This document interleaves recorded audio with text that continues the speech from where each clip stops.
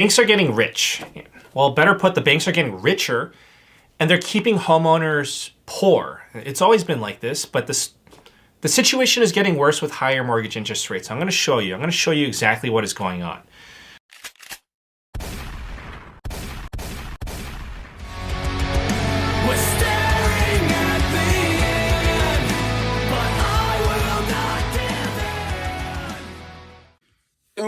Whoa, what's going on? Average Guys Podcast, man, featuring average guys like me and you, trying to make better lives for ourselves and for the people we love. Man, I appreciate y'all tuning in to that last episode I did with Amber, man. It wasn't a whole lot of information getting passed back and forth, man. We were just kind of BSing around, man. If y'all want to hear us kind of give our opinion on the state of the economy, the state of the world, and pretty much how things are going in the United States, man, tune into that last episode, man. Yeah, we had a good time shooting it, man. We're going to do another one here in the future. Amber's working on a few things I'm going to discuss a little later in the podcast today. But y'all stay tuned on that. But like I say, if y'all want to hear us get into some shenanigans, man, y'all can check that one out, man. Just for fun, just for leisure, man. But today what I'm going to give y'all is a bit of information, man. Y'all saw that first clip, dude. You know, they always trying to figure out some kind of way to screw us, man. They always trying to figure out some kind of way to take advantage of us, man. And, you know, it's one of them things where I've been telling y'all, so if you've been watching my podcast, I've been telling y'all, man, over and over again, man, there are other ways to make money besides pursuing what they tell you to pursue, pursuing that American dream, man. That they dangle that carrot in front of you and they have you just scurrying, man, and then you wind up stuck in the rat race and you can't figure out how to get out of it, you know. So, you know, I try to go ahead and tell you guys, you know, in advance what to do and to, you know, some of the things that I see coming down the pipeline. Hey, look, I'm just a truck driver. I'm not a financial advisor, anything like that. But what I do is I watch guys like the guy that I showed you, and I'm gonna finish letting you, you know, I'm gonna play the clip for you and let y'all hear some things from him and from another podcast, Patrick Bet David podcast, man. If y'all haven't heard of it, man, y'all check it out, man. But I know y'all don't have time in the day to really do that, so that's why I bring it to you here in a simplified fashion. You know, something quick, concise, get to the point, man, so y'all can get on about your day. So anyway, man, I'm gonna let y'all finish watching that clip, and we'll discuss it a little further here in a second. So yeah, check it out. So basically, the banks and lenders are financially enslaving new homeowners with higher mortgage interest rates. So today's video, it's a wake-up call for you. I'm going to show you something you might not like what you see. I just want you to know that you did nothing wrong. The most important thing that you can do right now is to understand the situation so that you can start building your wealth instead of making the banks and the lenders rich. Now, if you have a mortgage on rental properties, that's different. You're using debt in a good way. You're getting someone else to pay off your loan for you and you're building equity. But if you have a mortgage on your primary residence, then you basically have a landlord, which is your lender. So you know that interest, you saw the numbers for yourself. You saw the interest that you're paying on a monthly basis. That's basically you paying rent to your landlord, which is the institution that has claim to your home. Now, do you see how bad this situation is? Do you understand how bad this situation is with higher mortgage interest rates? If you buy a $400,000 home and you put down 10%, that means that you're getting a loan for $360,000, right? With an interest rate of 6.5%. Over the course of the loan, you will pay $459,492 in interest. The interest ends up being more than the loan itself. You borrowed $360,000, but you will end up paying back $819,492. This is what financial slavery looks like, and this is considering that you're lucky enough to buy a home. All right, so I mean, the chart's right there. And you guys, you know, if you've been following my channel, you know, people often think I'm a nut, right? So I decided years ago to, you know, drop out of college. People thought I was losing my damn mind, but I just started to notice, man, fiscally, it just didn't make sense. You know, intuitively, I was just like, man, look, I got a whole lot of money sitting here in debt, and I don't have any idea on how I'm going to pay that back.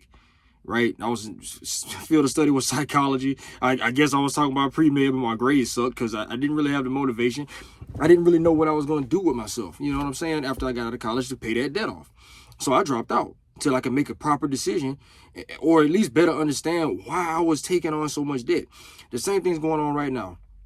Again, if you watch my podcast, you know, and I've been telling you, you know, well, hold off on buying a piece of real estate, right? And here it is, you see it right here on the chart. The interest rate is sky freaking high. It's through the freaking roof. So I'm sitting here like, you're gonna sit there and do that, and based on his math and his analysis with that calculator, you're gonna pay for that house twice. Twice. Hell, a little more than 2 times over. You're gonna pay for your home twofold if you purchase right now. And see, this is how these institutions take advantage of us. They take advantage of your ignorance. They take advantage of your dream. They take advantage of your ideology. How many times do I talk to you guys about religion? How many times do I talk to you guys about politics? They use your beliefs, your systems, your morals, your dreams and aspirations in order to take advantage of you. And he calls it slavery. Slavery. And that's what I've been preaching here on this channel. Guys, there are other ways. There are other things you can do with your money.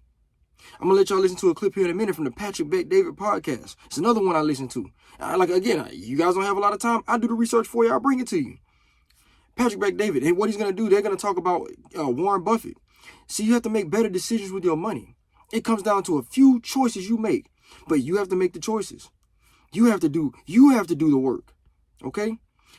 I can't do it for you. All I can do is bring it to you. And if you sit there and you think it's hopeless, and if you sit there and think you're going to outvote it, yeah, I'm going to vote the right party in the office and it's going to fix my problems. I argue with people up and down on politics, up and down on Facebook, in public, anywhere, wherever I meet somebody. And we argue on politics up and down about who's better. They're both screwing you. But y'all will sit there and you I want to vote, you know, who we argue about who's morally sound. Neither. But what I'm going to do is I'm going to vote for who's going to allow for my work ethic to drive me the farthest. So I'm going to let y'all listen to this clip real quick. This is the Patrick Bet-David podcast.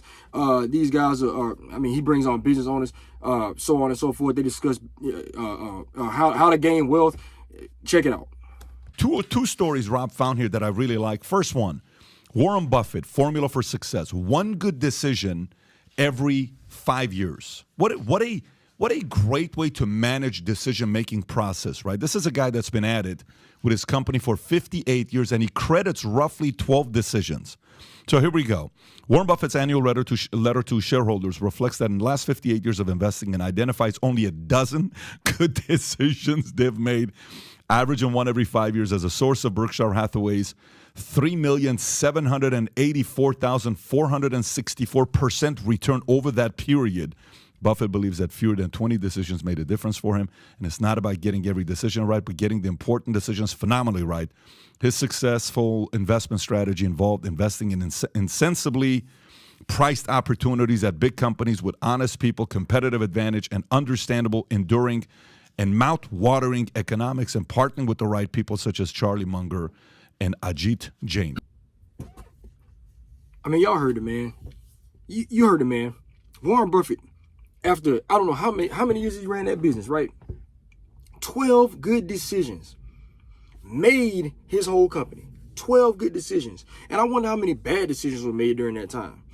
See, but you know what? You know what wasn't occurring? It's impossible to have been occurring based on the fact that there were 12 good decisions made. I tell you what he wasn't doing, making no decisions. See, that's what a lot of us get stuck doing, making no decision at all. We just sit there and try to do what they tell us to do. Or the American dream is to own a home. Guys, homes only appreciate about 3% a year annually. 3%. I mean, you could do better. You could do better, point blank, period. Whether you live in the home or not. See, they're gonna tell you to go ahead and buy that house. You're gonna pay for it twice. All right. But I'm telling you, again, strategies that I implement.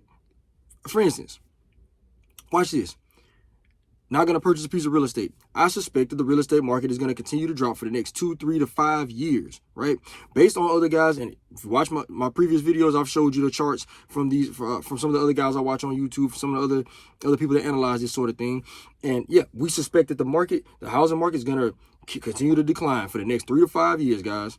All right. So with that being said, then why would I buy at the peak of the market? Now, I haven't been investing for very long. I started driving trucks about 6 years ago. I guess you can consider that my first investment when I purchased this unit here. Okay, but after that, the next phase of my investing career was in the stock market. I went on and started trading during the COVID pandemic. Stock market went down. I put a little money in, and what I've learned during that time is that you buy low and you sell high. It ain't the other way around. See, a lot of y'all want to get on that ride when it's already zooming. You know what I'm saying? It's already picked up momentum. It's gained steam, and I see it all the time in the stock market as well. I can tell you to invest, and people won't do it until they see me, and I've already made 200% on my money, so on and so forth. Now they want to get in, right? Well, shit, the stock market's already done this year. Goodness, the percentage of return on the S&P 500, I'll put it like this, it's significant. I can't remember the numbers off the top of my head. I've been playing it. I've made profit. Other people I know have made a lot of profit, and they know who I'm talking about. You know what I'm saying? Hey, there's been profit. Profit's been made. Now we're sitting here and we at the top. A lot of y'all gonna want to start buying in now. It's never too late to buy in. But the point I'm trying to make is, so you're gonna buy at the top, but a lot of people have the mentality, I'm gonna try to get rich quick. That's what you're gonna do. You're gonna buy at the top, it's gonna fall down, you're gonna freak out because you didn't have the money to invest in the first place. So then you're gonna sell it at the bottom, you're gonna lose money, and then I don't trust investing.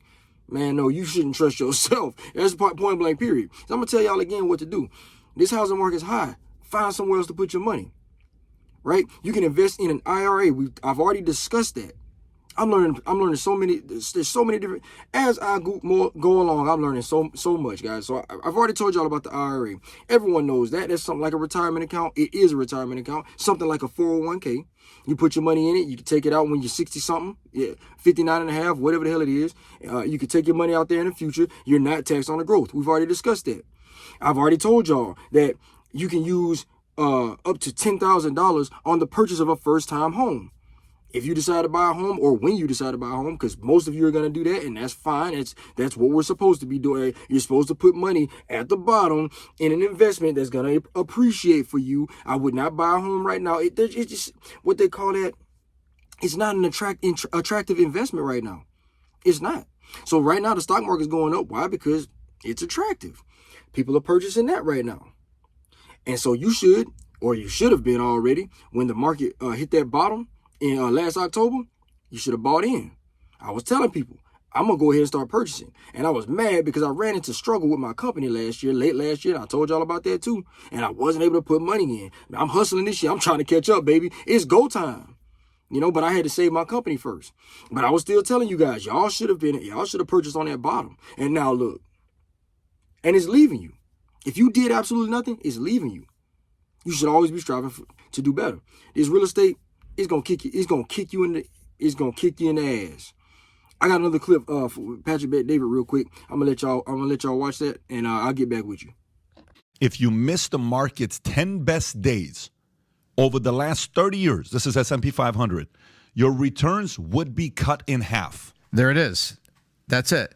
And that's why the S&P 500 index, like a cash index held for a long time, is usually a good idea. And that's why a lot of the life insurance products like PHP sold. You built this monstrous life insurance agency on a nationwide basis, Pat. And a lot of those IUL, index, universal lives, were tied to S&P indexes. And there you go. Index universal life.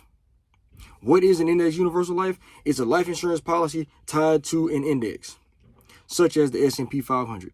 The S&P 500 gains somewhere between, I believe it's 8 and 11% annually. That's the annual return on the S&P 500.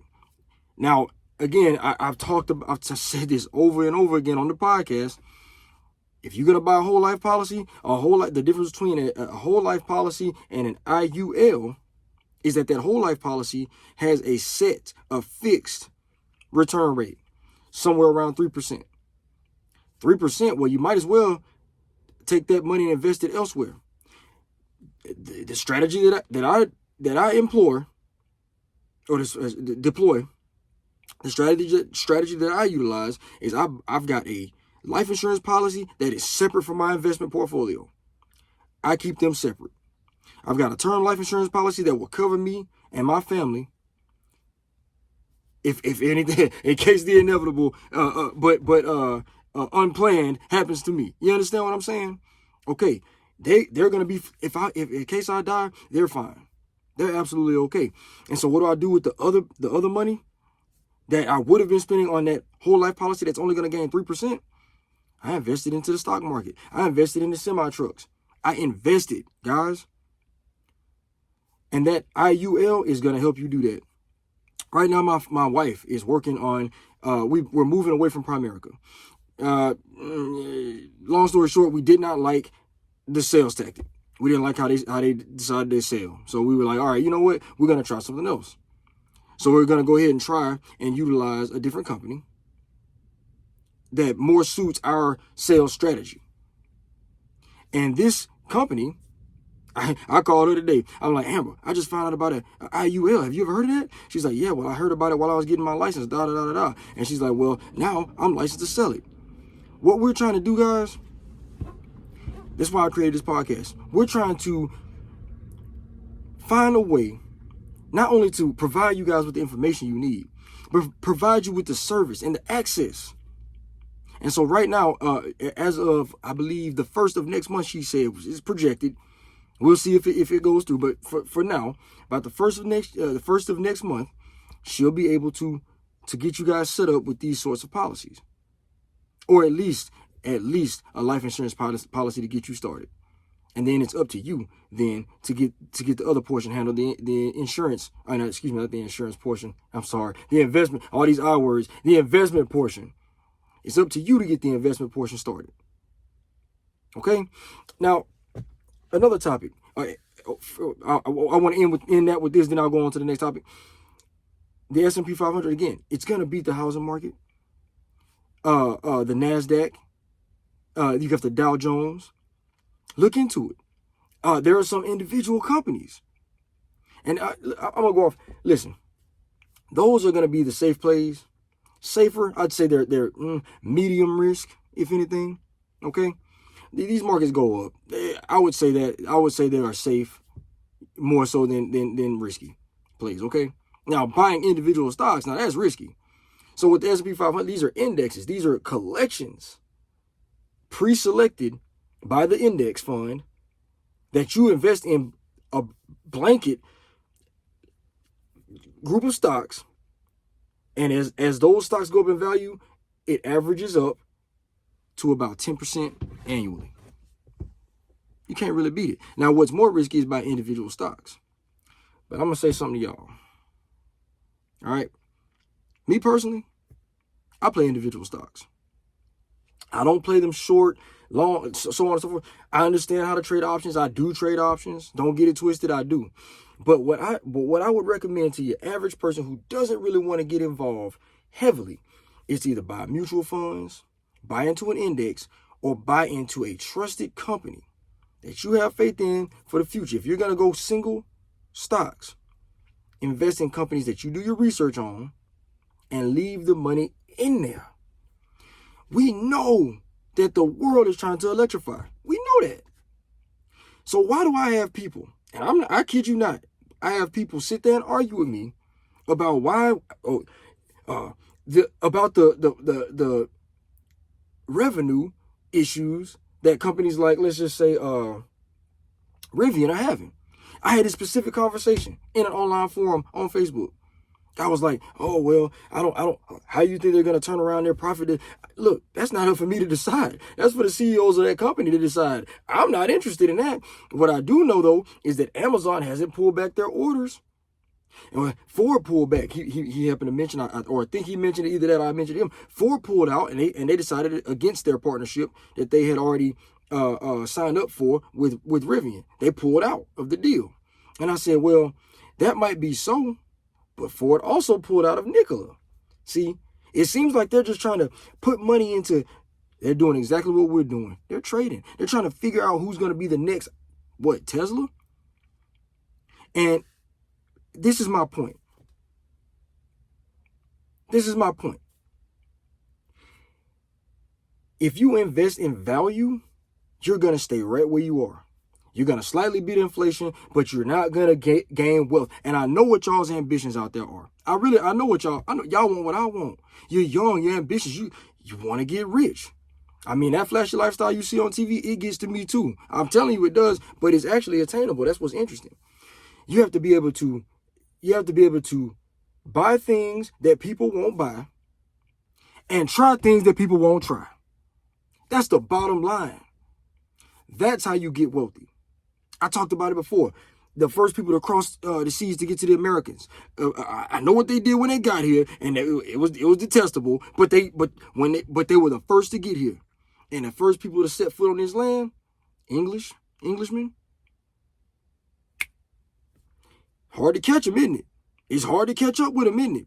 How about the people that crossed across the Wild West and the desert land on the Oregon Trail, making their way across to California for the gold rush? Now, you see the price of real estate and what happened in California. I mean, it went sky high. You know, California for the longest was one of the toughest to enter markets in the United States. If not, it was the toughest. Real estate in California was twice the price for half the house in Alabama. Come on. Folks went over there and got rich. And if you got there first, you made bread. But look at it now. Now that it's been exploited, the real estate market is coming down.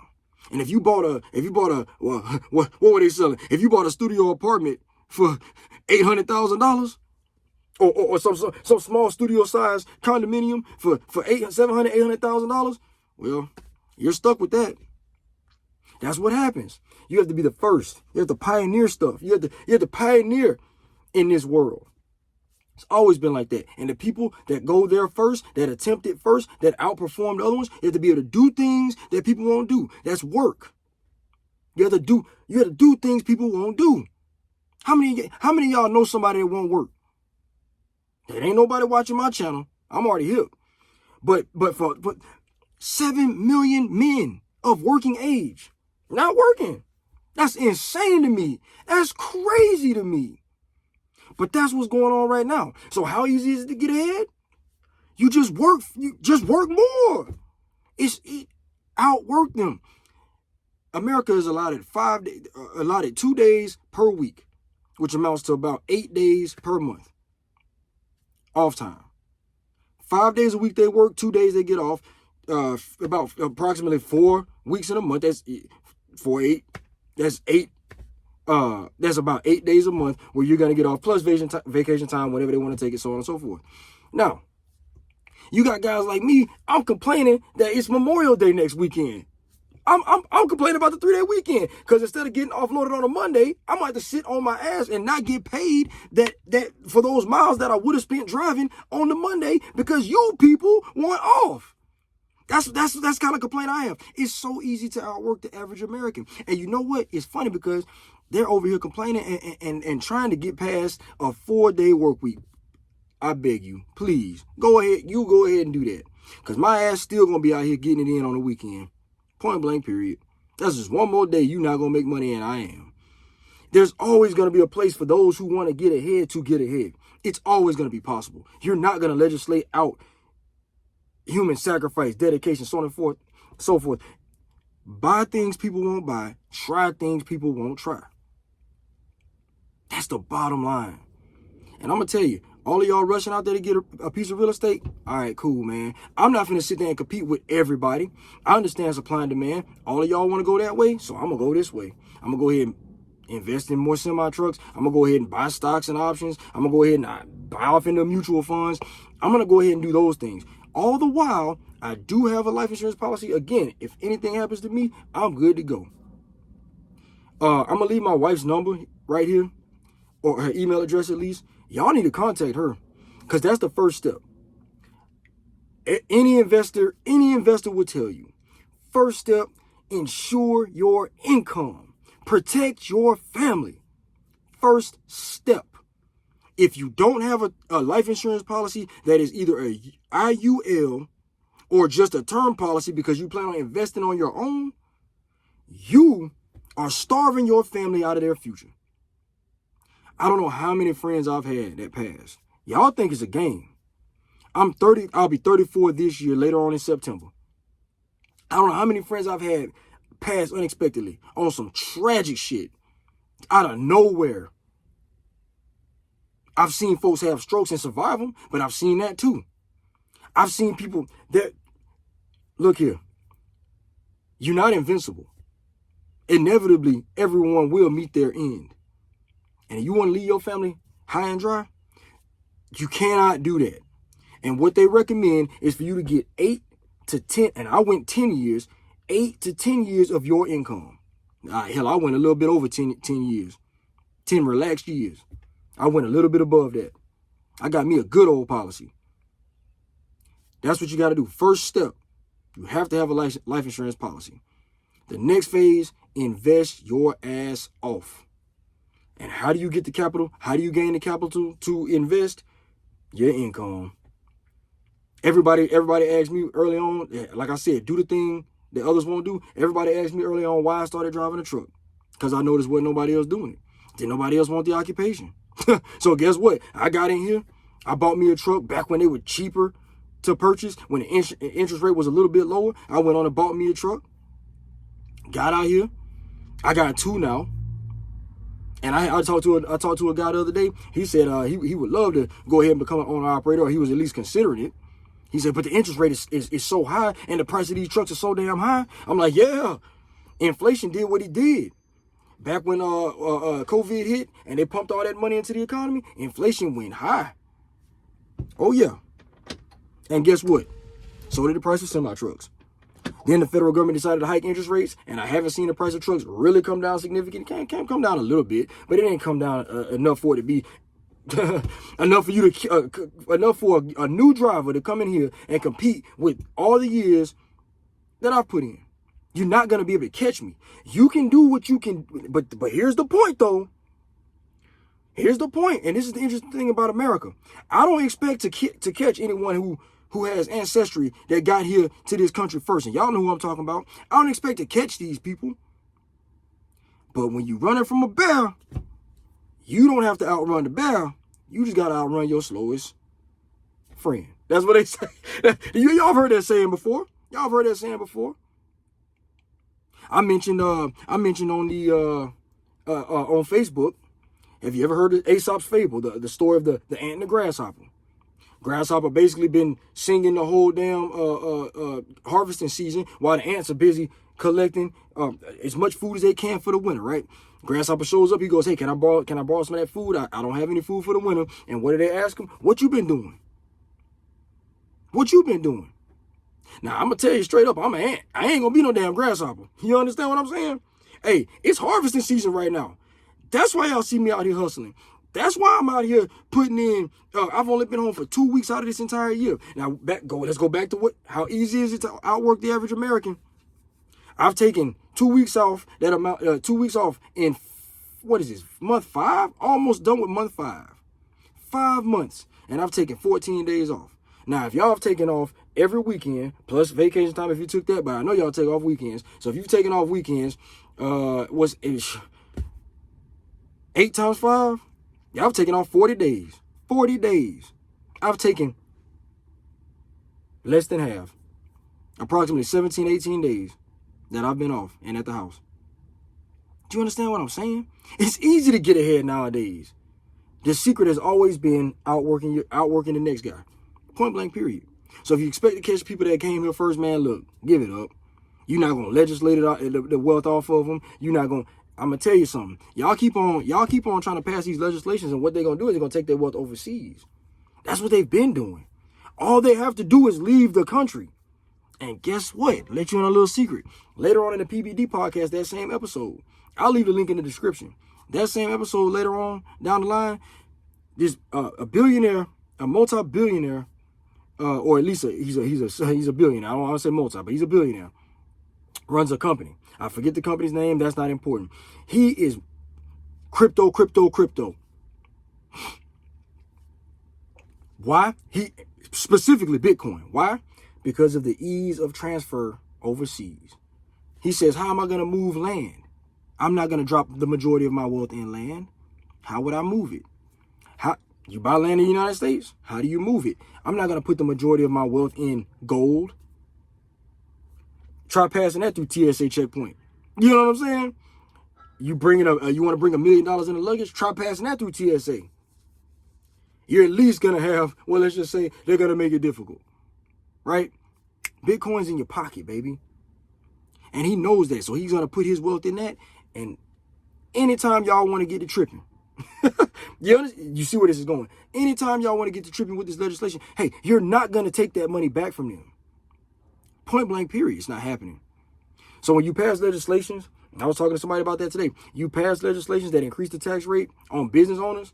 All you do is hurt little guys like me who are trying to get ahead and make it possible for guys like you who haven't necessarily done the work to have a foot in the door. Because guys like me hire guys like you. Or guys like me, you understand where I'm going with this. You want to be subject to the whim of the government? Keep on putting legislations on businesses. And I'm going to tell you, they're going to skedaddle. I'm going to get tired of it, and I'm going to get out right behind them. I won't be able to do it as quickly, but I'll get around the systems. I'll get around that. So guys, if I've said anything at all, use the investment vehicles we've talked about. First and foremost, automatically, you're going to need a life insurance policy. And I ain't talking about whole life. Again, no whole life. Whole life only gains 3% a year. That's insane. My tactic has always been term life, invest the difference. Point blank, period. Since I started doing this. Term life, invest the difference. I've invested in trucks. I've invested in stocks. I've invested in IRA. And now I'm just hearing about the IUL. I'm just hearing about that. Guys, go ahead and get your hands on a life insurance policy and let's move forward with this investment. If you're not doing anything at all, you're going down. Because again, we're all running from that bear. But all you got to do is beat the next guy.